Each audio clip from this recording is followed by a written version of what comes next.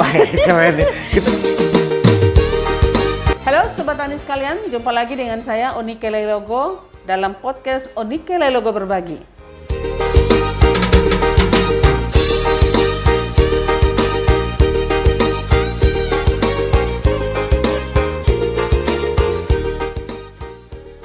Sobat Tani sekalian, jumpa lagi ya. Saya sekarang ini berada di lahan sawah ya. Di lahan sawah ini sebetulnya ini seluas 75 are ya. Ini ditanami oleh padi Inpari 24 dan 43. Nah, tapi memang dia seperti kita lihat ya, performa atau penampakan pertumbuhannya cukup bagus ya. Tapi ada juga masalah. Sebetulnya masalah juga karena masih ada nih terserang ini penggerek batang, dan ini bukan hanya di sini, masih ada di beberapa tempat ya.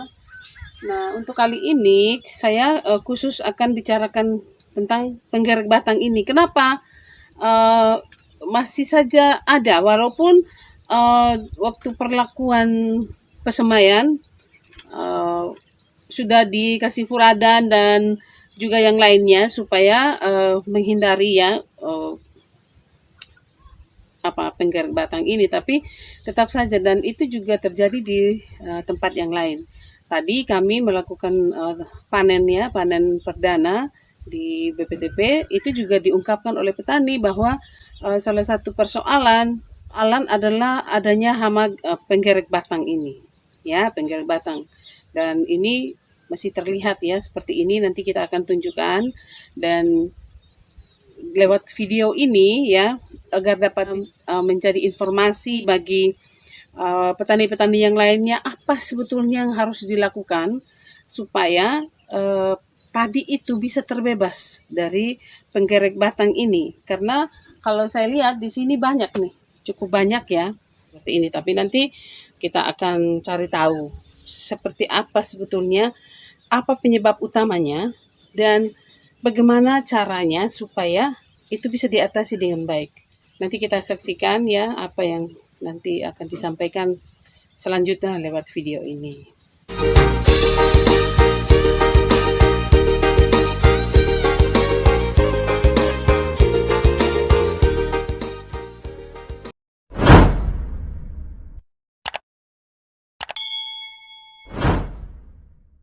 Di sini sebetulnya kami ada bersama dengan anggota kelompok tani Berkat Bersama. Nah, Berkat Bersama ini sebetulnya secara administrasi itu ada di Kelurahan Camplong 1 di Lili. Tapi karena sebagian besar anggota kelompok ini lahan mereka ada di Desa Nunkurus, kami sekarang berada di lahan di Desa Nunkurus. Ya, ini ada anggota-anggota kelompok ya, dan Pak Ketua kelompok ini Pak Paulus Tonak ada di sini. Nah, kami di sini sebetulnya ingin memberikan pencerahan ya kepada Bapak Ibu petani tentang ini nih yang namanya penggerek batang ini. Nah, di sini juga ada Ibu Noldi ya, Noldi Kota SPMSC. Beliau adalah salah satu peneliti yang memang bidangi tentang hama penyakit tanaman. Nah, beliau ada di sini. Ya, sekarang kita mau bincang-bincang dulu nih. Jadi begini, tadi saya sudah perkenalkan ya, ini adik Kakak Noldi. Nah, Kakak Noldi ini seperti apa sebetulnya yang harus atau perkenalkan dulu sebetulnya penggerek batang ini seperti apa, kemudian apa yang sebaiknya dilakukan oleh petani supaya ini bisa terhindar dari serangan ini. Baik, selamat pagi Bapak Mama semua. Ibu Onike sudah memperkenalkan saya, jadi saya tidak perlu memperkenalkan diri lagi. Kita langsung ke pengenalan tentang hama penggerek batang. Jadi hama penggerek batang ini dia salah satu hama utama pada tanaman padi selain utama. ada walang sangit, ada hama-hama yang lain. Nah, hama penggerek batang ini salah satu hama utamanya. Jadi hama penggerek batang ini dia dewasanya itu dia bentuknya seperti kupu-kupu putih. Kalau bapak mama pernah lihat di atas padi sore-sore biasanya dia keluar, dia aktifnya di sore hari. Jadi sore-sore ada kupu-kupu putih yang terbang-terbang. Nah, itu dia akan meletakkan telur di daun. Dia letakkan telur di daun, kemudian nanti 7-13 hari kemudian baru telur itu menetas jadi ulat, larva atau ulat yang kalau kita cabut ada di dalam batang.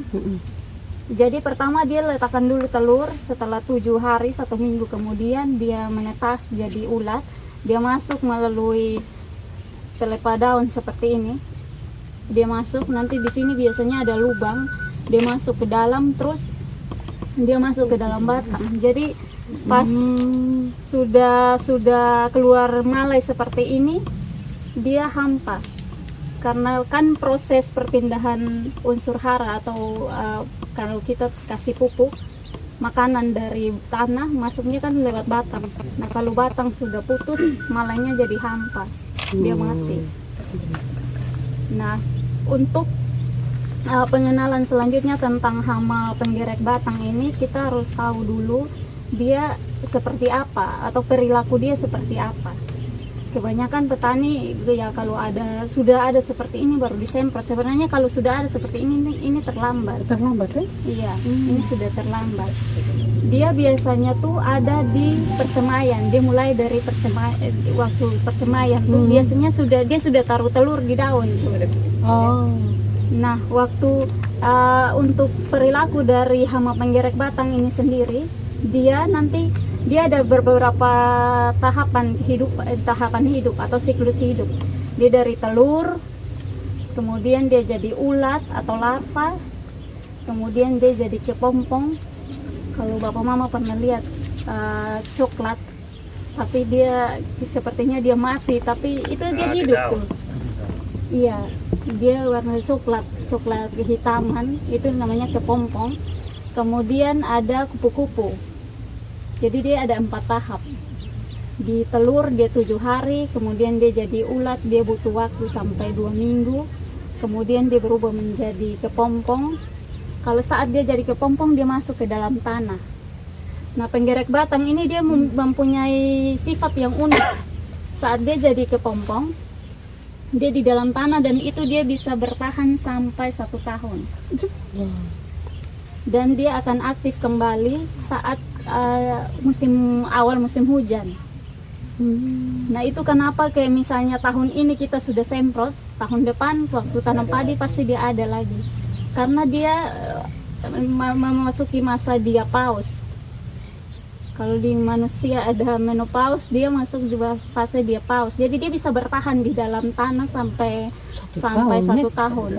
Begitu awal musim hujan dia keluar jadi kupu-kupu. Pas persemaian dia cari persemaian padi, diletakkan telur.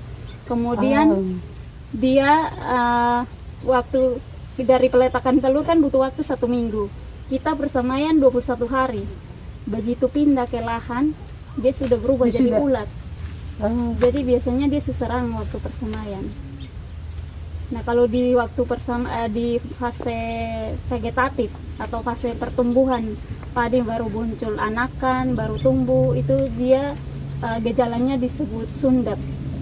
Sundep atau ada yang daunnya sampai putih-putih. Iya, kalau belum keluar malai daunnya putih-putih. Itu namanya sundep. Nanti kalau misalnya sudah keluar malai terus putih-putih seperti ini biasanya disebut beluk. Sampai sini ada. Nah, kalau gitu gini, kalau sebelum Bapak Ibu petani ya, mungkin apa yang paling baik dilakukan itu, karena ini kan tadi dia mulai dari persemaian. Kira-kira perlakuan apa yang paling baik waktu persemaian supaya bisa menghindari? Jadi karena dia biasanya keluar di awal musim hujan untuk meletakkan telur, dia berubah menjadi dari kepompong, dia berubah menjadi kupu-kupu, terus meletakkan telur di awal musim hujan. Itu biasanya kan petani mulai tanam tuh. Jadi sebaiknya pengendaliannya itu saat di persemaian. Kita sudah semprot, jadi karena pengendalian telur lebih gampang daripada pengendalian ulat. Kalau ulat kan dia masuk di dalam batang, agak sulit untuk kendalikan kalau dia sempat masuk dalam batang. Lebih mudah kalau dia masih telur, jadi kita semprot dengan insektisida, terus telurnya tidak bisa berkembang jadi ulat. Apa yang paling baik kalau jenis insektisida? Insektisida yang biasa digunakan tuh itu insektisida Dimehipo. Biasa di sini pakai insektisida apa? Itu kan Dimehipo juga. Dimehipo. Spontan. Tapi yang pertama harus diperhatikan adalah selain dari kita sudah gunakan insektisida yang tepat, waktu juga harus tepat. Kalau dia sudah terlanjur masuk ke dalam batang, seperti ini kan terlambat. Apa tidak bisa kalau dia sudah masuk dalam batang, tidak ada lagi jalan kah untuk bisa membasmi? Tidak bisa karena dia sudah potong di dalam batang. Kalau menggunakan furadan itu juga tidak ada pengaruhnya. Furadan itu kan digunakan di pas persemaian. Iya, pas persemaian. Ya, pada saat persemaian. Iya. Pakai furadan saat persemaian juga efektif karena bisa mematikan dia punya larva kalau dia pas menetas. Mungkin ada yang mau bertanya dari Bapak Ibu petani? Silakan. Silakan. Selama ini Bebas. semprotnya Biasanya semprot itu dari persemaian semprot. iya. Nah, kemudian setelah tanam 2 minggu setelah tanam itu saya semprot. Iya. Kemudian hari ke-35 pasti saya semprot. Iya. Saya tetap waspada, walaupun saya lihat tidak ada masalah, tetap saya semprot. Iya. Nanti umur 50-an itu saya semprot. Iya. Gitu. Saya semprot terus. Iya. Tapi memang saya selalu menggunakan dosis yang rendah. Iya. Nah, mungkin karena pengaruh itu bisa saja sampai masa dia keluar ini pun tetap saya semprot. Iya. Tapi mungkin dosisnya itu yang harus ini. Atau Iya. apakah mungkin kelembaban tanah juga berpengaruh terhadap siklus kehidupan ini? Air. Faktor ini. Kalau dia tuh bisa hama penggerak batang ini bisa bertahan di suhu 28 sampai 31. Nah, di sini kan rata-rata suhunya tinggi. Sekitar 28, 31 kan di sekitaran sini. Itu dia menetas lebih cepat. Sehingga dia punya penyebaran lebih cepat. Apalagi dia didukung oleh ini makanan tersedia, misalnya di sini panen, pindah lagi dia di sini. Nanti di sini panen, dia pindah lagi ke mana. Jadi dia punya siklus hidup tidak putus. Karena dia makanan tersedia terus. Jadi tidak putus. Karena faktor air tidak ada pengaruh kan? Kelebihan air mungkin tidak. Malah kalau air tuh lebih bagus karena kalau misalnya dia sudah masuk ke dalam batang, kita kasih masuk air, tinggi air. itu bisa bikin larvanya mati sebelum kasih putus di batang, di pangkal batang. Mungkin ada dari Om Ama, Om Deti, Om. Mau tanya saja, tidak apa-apa. Bebas kita tanya supaya bisa nanti, soalnya kita bertanam ini bukan sekarang saja kan, nanti kita semua masuk lagi nanti ke masa tanam berikut. Ini khusus untuk penggerak batang dulu ya, nanti baru kita mungkin ada hal lain yang mungkin ditanyakan. Atau ada Kalau bisa tanya bisa kan?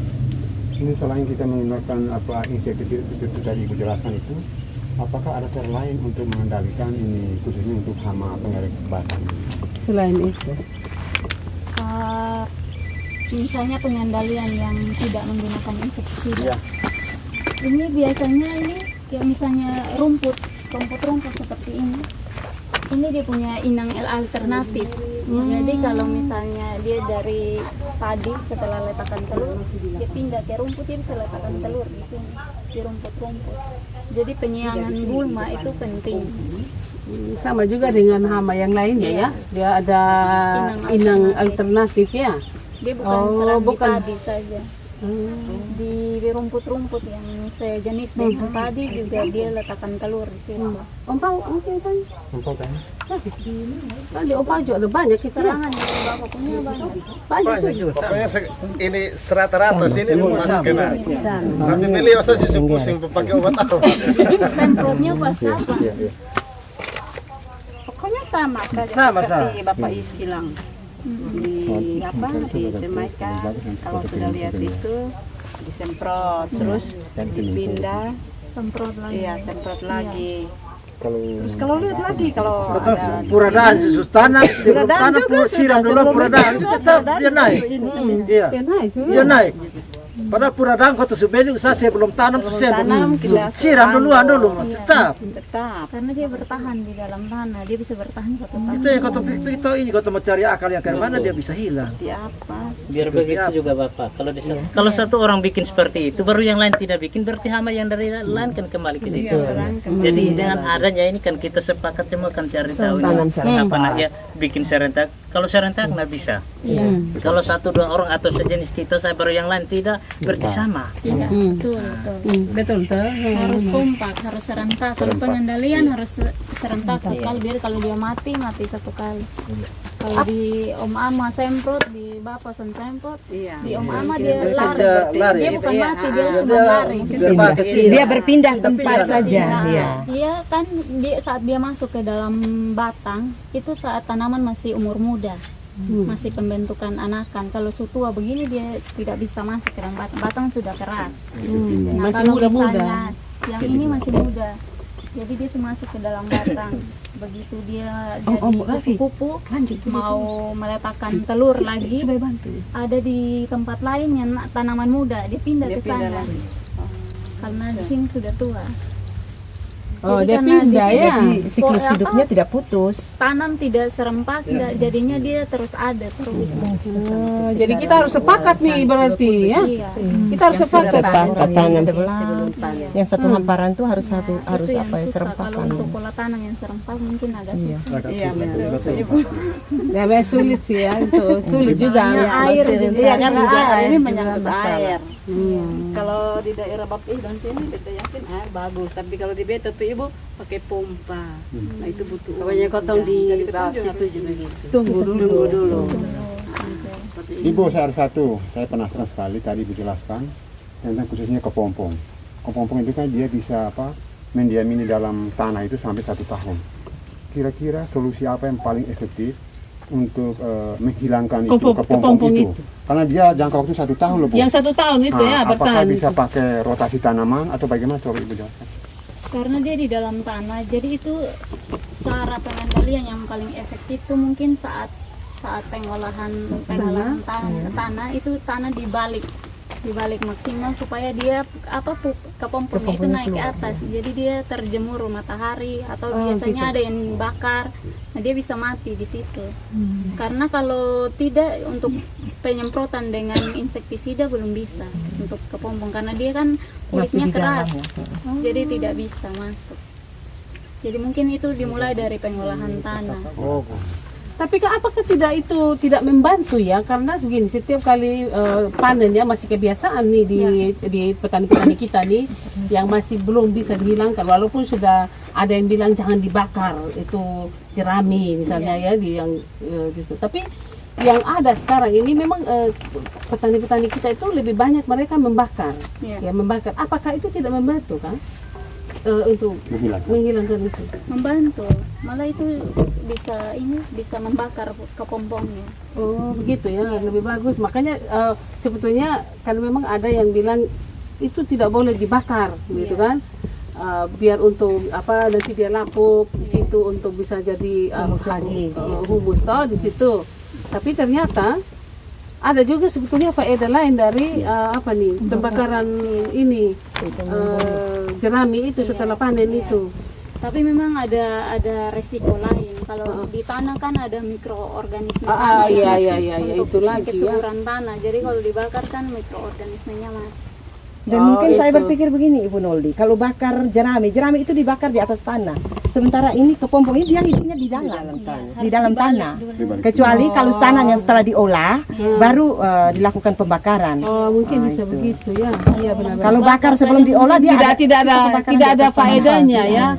Malah rugi kan? Rugi Seharusnya ini bisa dilakukan untuk tambahan unsur hara, tetapi karena kita bakar dia jadi abu, jadi tidak bermanfaat lagi.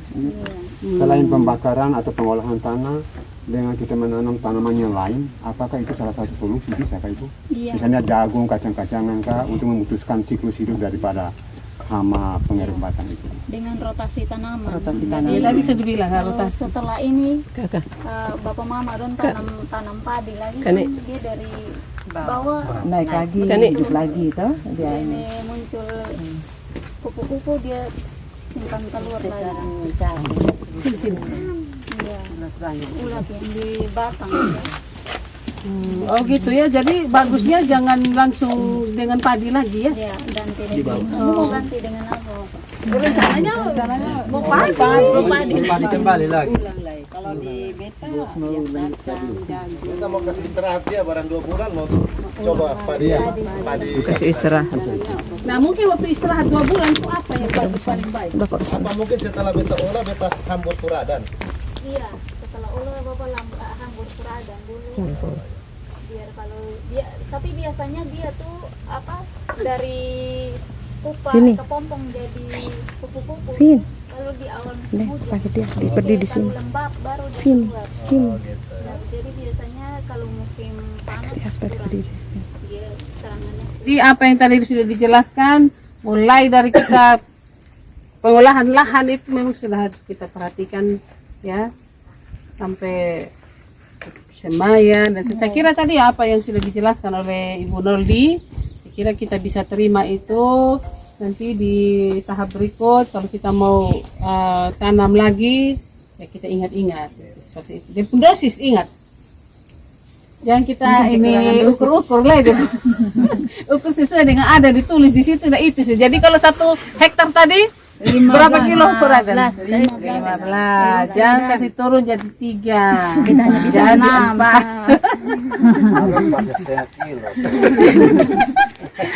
Baik, sudah tidak ada lagi. Beta mau tanya, kalau jagung kemana? Kalau jagung kan sekarang jagung kalau kau tanam itu juga berbahaya. Ulat biar sudah pula ada isi tapi dia bisa masuk di yang sudah isi itu. Iya. Jagung sekarang itu biasanya ini ulat derayak. Itu biasanya waktu masih umur 2 minggu itu daun seputih-putih. Iya. Itu disimpan telur. Sama ya, sama prosesnya. Iya. Jadi itu harus disemprot. Jadi untuk jagung kalau mau dia selamat sampai, karena kalau dia sama seperti yang penggerek batang yang di padi, jadi dia masuk ke dalam batang. Jadi nanti batang jadi patah gitu. Jadi sebaiknya pas dia masih 2 minggu dia punya daun putih-putih, itu tandanya sudah ada hama tuh, sudah ada kupu-kupu yang sudah taruh telur di situ. Itu harus disemprot. 2 minggu setelah tanam itu semprot, kemudian 1 minggu kemudian semprot lagi. Dia kalau sudah 4 minggu setelah tanam dia sudah stop. Karena dia suka daun yang muda. Kalau daun tua dia susah makan. Dia suka yang muda-muda ya? Mudah-mudah saja ya. Dia suka daun muda. Tapi kan kadang juga masuk di dia punya bulan tuh. Itu kalau dia sudah terlanjur naik masuk ke dalam batang, itu dia masuk ke dalam bule. Gitu. Tapi kalau masih, jadi misalnya di mama ada tanam yang masih muda, dia pasti banyak di mama punya. Kemudian nanti kalau bapak tanam yang berikut dia pindah ke sebelah, begitu mama punya sutua, sudah semua di situ satu hamparan semua umur sutua, tidak ada makanan lagi ya dia terpaksa makan yang sutua itu. Tapi sebenarnya dia lebih suka yang masih kecil. Sikres. Tapi begini Ibu kalau biasanya petani mungkin itu tadi tanda pertama awal itu yang tadi seperti yang di daun Itu tanda padi itu pertama yang putih-putih begitu itu ya. Biasanya kan begini, sudah lobang-lobang dulu baru Disemprot. oh ini su ada ini su lobang ini pasti ini su ada ulat ini. Iya. Itu masih belum terlambat kah untuk semprot? Belum ya? Terlambat, jangan gitu masuk di batang.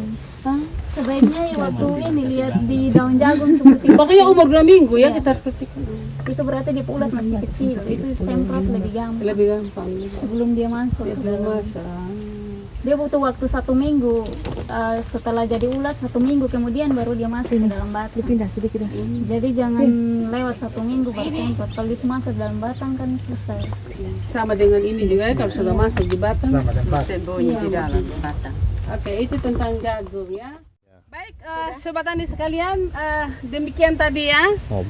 Apa yang sudah dijelaskan tadi ini secara langsung nih di lapangan di lahan petani anggota kelompok Berkat Bersama ini. Jadi apa yang sudah disampaikan, bagaimana cara pengendalian terbaik untuk hama. Tadi yang kita bicarakan adalah hama penggerik batang, kemudian sedikit tadi tentang jagung. Jadi ini yang dapat kami sampaikan kali ini. Semoga apa yang sudah disampaikan tadi, kami sajikan kali ini bermanfaat bagi kita semua dimanapun kita berada. Sobat tani sekalian, demikian yang dapat kami sampaikan. Sampai jumpa dan salam inovasi. Pertanian maju, mandiri, modern.